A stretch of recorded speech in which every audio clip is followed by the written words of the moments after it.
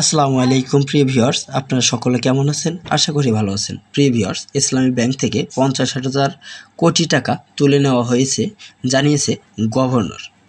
প্রতিবেদনটি প্রকাশ করেছে দৈনিক ইনকিলাব থেকে। প্রিয় দর্শক, বাংলাদেশ ব্যাংকের governor doctor Ahsan H Mansur বলেছেন, একটি পরিবারের মাধ্যমে ইসলামী ব্যাংক থেকে প্রায় 50,000 কোটি টাকা তুলে নেওয়া হয়েছিল। দেশের ইসলামী ব্যাংকিং খাতকে টেকসই ও শক্তিশালী ভিত্তির উপর দাঁড় করাতে উন্নত হিসাব রক্ষক, সুশাসন এবং উচ্চমানের এডিটিং প্রক্রিয়া অত্যন্ত জরুরি।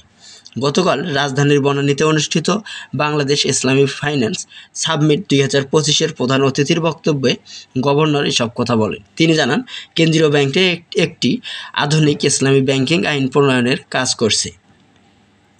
তিনি আরও বলেন, সাম্প্রতিক সময়ে ইসলামী ব্যাংকিং খাত কিছু অস্থিরতার মুখোমুখি হলেও সামগ্রিকভাবে খাতটি এখনও শক্ত আছে এবং আমানতকারীদের আস্থা ফিরতে শুরু করছে। সমস্যাগ্রস্ত ইসলামী ব্যাংকগুলো পুনর্গঠন ও পুনর্বিন্যাসে কেন্দ্রীয় ব্যাংক ইতিমধ্যে নানা উদ্যোগ নিয়েছে। এর মধ্যে ইতিবাচক ফলও পাওয়া যাচ্ছে। ইসলামী ব্যাংক বাংলাদেশ লিমিটেডের উদাহরণ টেনে গভর্নর বলেন, একসময় তীব্র তারল্য সংকটের মুখোমুখি হওয়া ব্যাংকটি এখনও স্থিতিশীল হয়েও এবছরে ইসলামী ব্যাংকিং খাতকে সর্বোচ্চ আমানত প্রবৃদ্ধি অর্জন করেছে।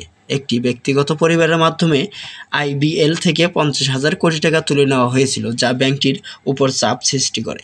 তবু জনগণের আস্থা ব্যাংকটির প্রতি অটুট ছিল।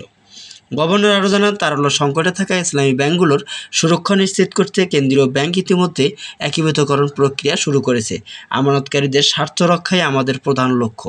আমরা চাই ইসলামী ব্যাংকগুলোর ব্যালেন্স শিট আরও শক্তিশালী হোক, পরিশোধিত মূলধন বাড়ুক এবং পরিচালনা পর্ষদের যোগ্য ও দায়িত্বশীল ব্যক্তিরা থাকুন বলে জানান তিনি।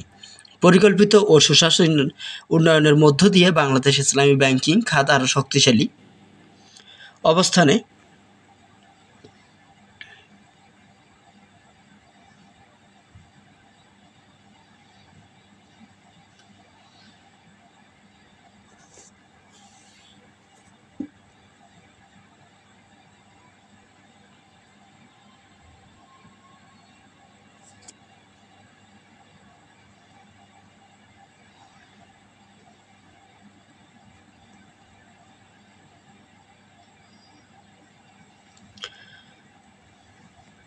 ব্যাংকিং খাতকে শক্তিশালী ও গতিশীল করতে স্বচ্ছতা সবচেয়ে জরুরি। বিনিয়োগকারী, আমানতকারী ও কর্মকর্তারা সবার সক্রিয় অংশগ্রহণ ছাড়া সামনে এগিয়ে যাওয়া অসম্ভব।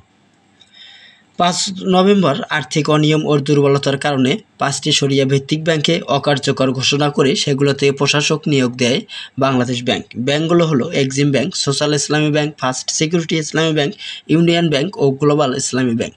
এরপর 9 নভেম্বর গভর্নর আহসান এইচ মনসুরের সভাপতিত্বে কেন্দ্রীয় ব্যাংকের বিশেষ অনলাইন বোর্ড সভায় এই 5 ব্যাংকে একীভূত করে পরিচালনার জন্য নতুন রাষ্ট্রায়ত্ত শরিয়া ভিত্তিক ব্যাংক সম্মিলিত ইসলামী ব্যাংকে প্রাথমিক লাইসেন্স অনুমোদন দেওয়া হয়।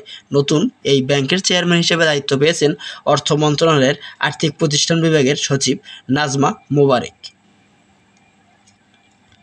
গভর্নর আরও জানান, ব্যাংকগুলোর ব্যালেন্স শিট আরও শক্তিশালী হোক, এগিয়ে যাক এবং দেশের অর্থনীতিকে আরও বড় অবদান রাখুক। গভর্নর বলেন, ব্যাংকগুলোর একীভূত ছাড়া কোনো বিকল্প ছিল না। সুশাসন নিশ্চিত করা গেলে উদ্যোগ দেশের অর্থনীতির সুফল বয়ে আনবে। ব্যাংকিং খাতকে শক্তিশালী ও স্থিতিশীল করতে স্বচ্ছতা সবচেয়ে জরুরি। প্রিয় দর্শক, আজকের মতন এই পর্যন্তই। পরবর্তীতে সব নিউজ পেতে আমাদের সঙ্গেই থাকুন।